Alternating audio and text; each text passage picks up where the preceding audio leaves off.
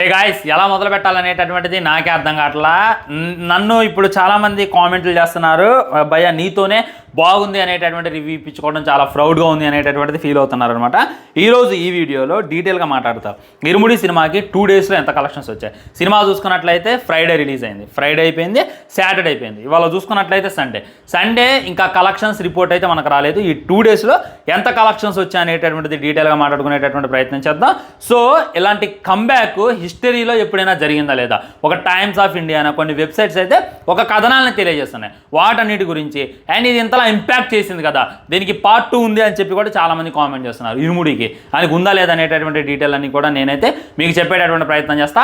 And మన toxic cinema చూసుకున్నట్లయితే 26వ తారీఖు రిలీజ్ అవుతుంది. నిన్న చూసుకున్నట్లయితే ప్రీ రిలీజ్ ఈవెంట్ జరిగింది. సో టాక్సిక్ సినిమా వల్ల ఇరుముడి సినిమాకి ఏమైనా ఎఫెక్ట్ పడిద్దా, లేదా ఇరుముడి సినిమా వల్ల టాక్సిక్ ఏమైనా ఎఫెక్ట్ పడిద్దా అని చెప్పి డీటెయిల్గా వివరించి వీడియో చేసిన, అది కూడా చూసేయండి. ఎండ్ స్క్రీన్లో ఇస్తా, లేకపోతే ఐ బటన్ మీద క్లిక్ చేసి ఆ వీడియో చూడండి. ముందు మన ఇరుముడి మూవీ గురించి మాట్లాడుకున్నట్లయితే ఇందాకలే నేను ఒక పిక్ అయితే చూడడం జరిగింది. ఒకసారి ఈ పిక్చర్ చూడండి. ఈ పిక్చర్లో చూసుకున్నట్లయితే చాలామంది కుర్చీలు వేసుకొని, మరి కుర్చీలు ఇప్పుడు థియేటర్లో ఎక్స్ట్రా చైర్స్ సరిపోతే వాళ్ళకి 100 రూపాయలు 200 ఇచ్చి మేము చూడాల్సిందే అనేటటువంటిది కొన్ని ఉంటాయి అన్నమాట సిచ్యువేషన్స్. అలా కొన్ని రేర్ సినిమాలకు జరిగింది. నా ఊహ తెలిసి నాకు ఎప్పుడు జరిగిందంటే robo movie Brindavanam movie release అయింది. రోబో మూవీ ఆదిత్య థియేటర్ అనుకుంటా, నేను చూసిన కుర్చీలు వేసుకొని చూశారు. అది అప్పట్లో ఆదిత్య థియేటర్ గబ్బుగుండేది లేనిది, దాని చుట్టూ కుర్చీలు వేసుకొని చూశారనమాట రోబో మూవీ. ఆ తర్వాత నాకు ఏది కనరాలి, మళ్ళీ ఇప్పుడు ఇరుముడి అయితే కనొస్తుంది. కుర్చీలు వేసుకొని మరి ఆ థియేటర్లో సీట్లు సరిపోతే ఎగస్ట్రా మన టెంట్ సామాన్ల చైర్లు ఉంటాయి కదా, అవి వేసుకో మరి సినిమాని అయితే చూసేటటువంటి ప్రయత్నం చేస్తున్నారు. ఇంతకు మించి ఏం కావాలి చెప్పండి. ఒకసారి మీరు చెక్ చేయొచ్చు. ఇప్పుడు ఈ వీడియో రికార్డ్ చేసిన తర్వాత నేను స్క్రీన్ షాట్ తీసినవి, ఇది బుక్ మై షో, ఇది టికెట్స్ న్యూ, ఇది మన డిస్ట్రిక్ట్ జొమాటో అనేటటువంటిది నా దగ్గర లేదు, అక్కడ కూడా వెళ్ళి చెక్ చేసుకునేటటువంటి ప్రయత్నం చేయండి. నో టికెట్స్ అయితే అవైలబుల్లో లేవు. మీకు కావాలంటే ఇంకా రేపు కోసం వెయిట్ చేయాలన్నమాట. ఇవాళ ఏ షో కూడా మన హైదరాబాద్ మొత్తం మీద 235 థియేటర్లు ఉన్నాయి. 235 థియేటర్లకి 235 థియేటర్లు హౌస్ఫుల్ అయినాయి. అసలు మీరు చూసారా చరిత్రలో? నేనైతే ఆడ చూడాల. అంటే ఈ ఆదివారమే నేను మాట్లాడేది, నిన్న మొన్నైనా కొద్దిగా అక్కడక్కడ ఖాళీ అయితే కనపడింది అనమాట. ఓన్లీ సండే చూసుకున్నట్లయితే ఎవ్రీ షో మొత్తం రోజు మీద ఒక 5 షోలు పడతాయి. అంటే 5 షోలు కూడా 235 థియేటర్లు, 235 థియేటర్లు కూడా హౌస్ఫుల్ అయి కూర్చుందనమాట. నైజాంలో తన యొక్క రూలింగ్ ఏంటి అనేటటువంటిది మన రవితేజాన్ని అయితే చూపిస్తుంది అనమాట.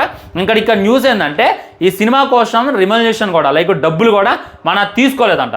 ఓన్లీ 7 కోట్లు అయితే తీసుకోవడం జరిగిందంట. 7 కోట్లు తీసుకొని ఆ తర్వాత హైదరాబాద్లో వచ్చేటటువంటి కలెక్షన్లో మొత్తం తనకే కావాలి అనేటటువంటి డీల్ కూడా మన రవితేజాన్ని అయితే కుదుర్చుకున్నట్టే ఇక దాని ప్రకారమే. సో ఇప్పుడు హైదరాబాద్లో నైజాంలో వచ్చేటటువంటి ఎవ్రీ రూపాయి కూడా మన రవితేజాకే. సో ఈ రేంజ్లో ఊచకోత అయితే వస్తుంది.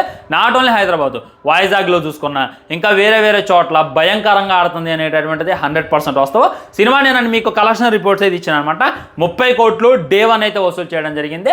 నెట్ కలెక్షన్ చూసుకున్నట్లయితే 15 కోట్లు. ఇవాళ చూసుకున్నట్లయితే సాటర్డే, లైక్ ఇవాళ అంటే నిన్న అని చెప్పి గుర్తుంచుకోండి, నిన్న మొత్తం రన్నింగ్ అయిపోయిన తర్వాత 50 కోట్లు ఓవరాల్గా. అంటే ఆ రోజు 30-50 అటు ఇటుగా 70 కోట్ల కన్నా ఎక్కువ గ్రాస్ని అయితే వసూలు చేసింది. సినిమా రిలీజ్ అయిన 2 రోజుల్లోనే బ్రేక్ ఈవెన్ కొట్టినటువంటి సినిమాగా ఈ సినిమా అయితే రికార్డులో చేరింది. ఏ సినిమాకు ఉంది? సినిమా రిలీజ్ అయితే కనీసం 1 వీక్ పట్టింది.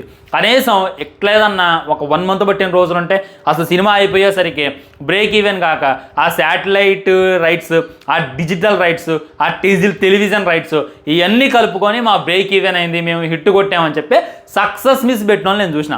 సక్సెస్ మీట్లు చాలా అంటే చాలామంది పెడతారనమాట. కానీ ఈ సినిమాకు చూసుకున్నట్లయితే జస్ట్ రిలీజ్ అయిన 2 డేస్లోనే భయంకరమైనటువంటి కలెక్షన్స్ అయితే వచ్చేపడ్డాయి. బ్రేక్ ఈవెన్ అయితే కంప్లీట్ అయిపోయింది. బ్రేక్ ఈవెన్ ఎప్పుడు కంప్లీట్ అయింది? ఫ్రైడే సాటర్డేనే అయిపోయింది. సో సండే మార్నింగ్ షో నుండి వచ్చేటటువంటి ఒక్కొక్క రూపాయి కూడా ప్రాఫిట్ అనేటటువంటిది గుర్తుంచుకోండి. ఎగ్జాక్ట్లీ కొన్ని సంవత్సరాల క్రితం మన రవితేజ అన్న మైత్రి మూవీ మేకర్స్తో కలిసి, మైత్రి మూవీ మేకర్స్ మీకు గుర్తుంది కదా, వాళ్ళతో కలిసి క్రాక్ అనేటటువంటి సినిమా తీసిండు లాక్డౌన్ తర్వాత. అది భయంకరంగా ఆడింది. ఆ తర్వాత మళ్ళీ మైత్రి మూవీ మేకర్స్తో కలిసి ఇరుముడి అనేటటువంటి సినిమా తీసిండు. ఇది కూడా భయంకరంగా ఆడేస్తుంది. అసలు ఇక మైత్రి వాళ్ళు నెక్స్ట్ ప్రాజెక్ట్ కూడా రవ్వన్నతోనేమో అనేటటువంటి ఫీలింగ్ అయితే నాకు కలిగింది. ఎందుకు అసలు ఇంతలా ఇదైతున్నారు అని అంటే ఫస్ట్ పాయింట్ వచ్చేసి టైటిల్ ఫ్రెండ్స్. ఈ ఆలోచన ఉడికి రాలే.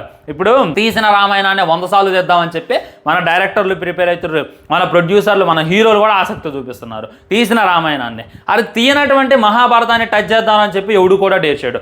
ఎందుకు డేర్చాడు? మహాభారతం అనేటటువంటిది ఒక యూనిక్. మీరు చెప్పండి, చదువుతుంటే భావోద్వేగం వస్తుంది, గూజ్ బంప్స్ వస్తాయి, క్యూరియాసిటీ ఉంటుంది, ట్విస్టులు ఉంటాయి. నాకు తెలిసి ఇండియన్ సినిమా అసలు తీయలేకపోతుంది. కానీ అదే ఒక మార్వెల్ వాళ్ళు డీసీ వాళ్ళకి కానీ మహాభారతం వీటి గురించి తెలిస్తే ఎప్పుడో సినిమా తీసేసేవాళ్ళు, ఎప్పుడో సినిమా తీసేవాళ్ళు, ఒక యూనివర్స్ని క్రియేట్ చేసేవాళ్ళు. కానీ మన వాళ్ళకి అది చేతకట్ల. రామాయణాన్ని ఎంతమంది తీశారు? మన ప్రభాస్ అన్న తీసిండు, అంతకుముందు చూసుకున్నట్లయితే మన బాలకృష్ణ గారు తీశారు, అంతకుముందు చూసుకున్నట్లయితే సీనియర్ ఎన్టీఆర్ గారు తీశారు, మళ్ళీ ఇప్పుడు చూసుకున్నట్లయితే రాజమౌళి గారు తీస్తున్నారు. తీసిన రామాయణాన్ని మనకు తెలియదు కాదు, మనం విన్నటువంటి స్టోరీ. అరే మహాభారతం తీయండిరా, మేము చూస్తాం. మహాభారతం జస్ట్ ఒక 10 minutes చూపించినందుకే కల్కి సినిమా ఏదైతే ఉందో 1200 కోట్లు 1300 కోట్లు కొట్టింది, బ్లాక్ బస్టర్ అయింది. అది 10 minutes రామాయణం, అది మహాభారతమే. అలాంటిది మీరు ఫుల్ మూవీ తీయండి, సిరీస్ తీయండి, మన హీరోస్ని పెట్టి. మన హీరోస్ ప్రైమ్ టైం అంతా పోతుంది, ఇంకెప్పుడు చెప్తారు?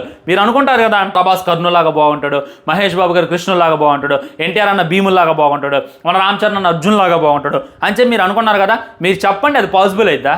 ఈ యొక్క టెరిటరీ అనేటటువంటిది అయిపోతుంది, ఈ శకం అనేటటువంటిది అయిపోతుంది. మన హీరోస్కి ఉన్నటువంటి ప్రైమ్ టైం అంతా కూడా వేస్ట్ అవుతుంది. దాన్ని టచ్ చేయంటే దాన్ని ఎవడు టచ్ చేయడు. మన డబ్బుల్లో అంటే ఫుల్ డబ్బులు ఉన్నాయి. చెత్త సినిమాలకు కూడా వందల వేల కోట్లు పెడతారు. డబ్బులు గట్టిగానే ఉన్నాయి, హీరోస్ రెడీగా ఉన్నారు. డైరెక్టర్ లేరా అంటే మన దగ్గర ఉన్నటువంటి పొటెన్షియాలిటీ, మన దగ్గర ఉన్న స్టఫ్ ఉన్నటువంటి డైరెక్టర్లు ఎవరు లేరు. సో ఇది తెలిసిన కథ, తీసిన కథ ఎన్నిసార్లు చెప్తారు? మళ్ళీ రామాయణం వస్తుంది, మళ్ళీ రామాయణం 2 partsగా వస్తుందంట. నేను కాదంట్లా, రామాయణం తీయొద్దంట్లా, కానీ తెలియని టచ్ చేయాలి కదా. సో ఈ డైరెక్టర్ అదే పట్టిండి అనమాట. తీసిన కథని ఎన్నిసార్లు తెస్తాం, తీసిన సినిమాని ఎన్నిసార్లు తెస్తాం, విన్నటువంటి స్టోరీని ఎన్నిసార్లు విందాం. ఇప్పటిదాకా అయ్యప్ప స్వామి మాల వేసుకొని మన తెలుగులో ఏ విధమైనటువంటి సినిమా రాలేదు. ఇరుముడి అనేటటువంటి టైటిల్ మీద ఏ సినిమా రాలేదు అనేటటువంటిది. మళ్ళీ భక్తులు లేరా అంటే ఖచ్చితంగా ఒక విలేజ్లో ఒక 100 మంది కన్నా ఎక్కువ మంది వేస్తారు మాల, అయ్యప్ప స్వామి మాల. భయంకరమైనటువంటి భక్తులు ఉన్నారు, నిర్దిష్టమైనటువంటి దీక్ష. 41 రోజులు మందు దాగరు, బూతులు మాట్లాడరు, కొట్లాడకపోరు, కింద పడుకుంటారు, చెప్పు లేకుండా తిరుగుతురు. కఠోరమైనటువంటి దీక్ష. మార్నింగ్ లేవగానే సన్యాలతో స్నానం. భయంకరమైనటువంటి భక్తి అది. అంత భక్తులు ఉన్నారు. మరి అలాంటప్పుడు దాన్ని ఎవడు వాడుకోలేకపోయాడు. కానీ మన డైరెక్టర్ అయితే కరెక్ట్గా వాడుకుంటూ ఇరుముడి అనేటటువంటి టైటిల్ ఎప్పుడైతే అనౌన్స్ చేసిండో అప్పటి నుండే సినిమా మీద ఒక హైప్ అనేటటువంటిది, ఒక బజ్ అనేటటువంటిది క్రియేట్ అయింది.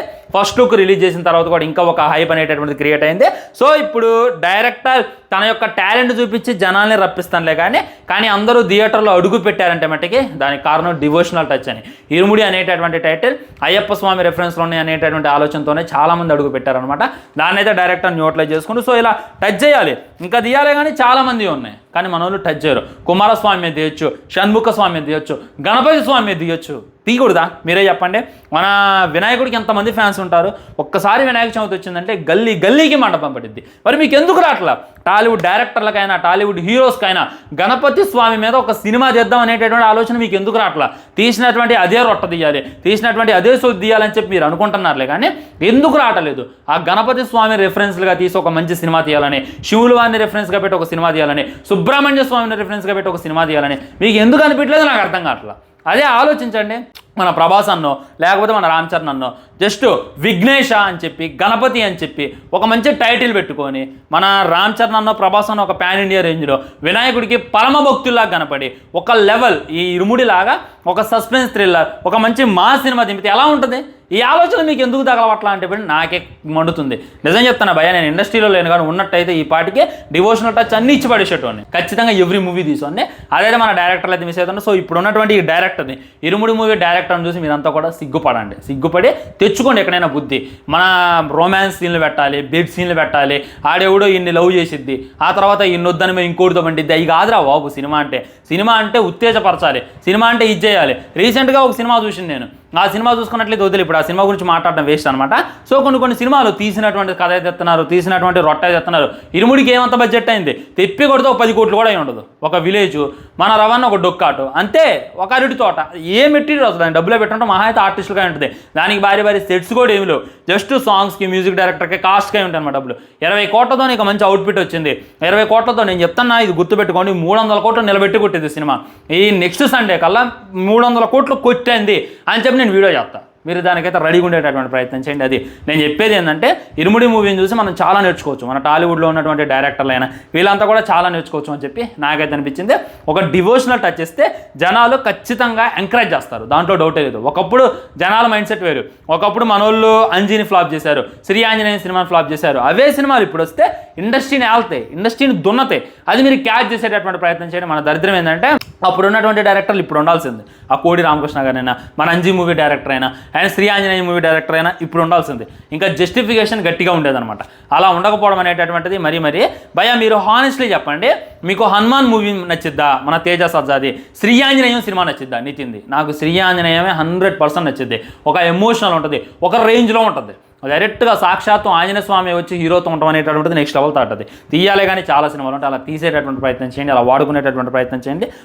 రొటీన్ కంటెంట్లు పక్కన పెట్టి ఇరుముడిలాగా ఇంకేదైనా ట్రై చేసేటటువంటి ప్రయత్నం చేయండి. ఏదైతే నేను మరీ చెప్తున్నా. ఉంటా మరి ఛానల్ని సబ్స్క్రైబ్ చేసుకుని వీడియో లైక్ చేయండి, షేర్ చేయండి. తర్వాత ఇంకో మంచి వీడియోతో మళ్ళీ కలుద్దాం. బై బై, నమస్కారం.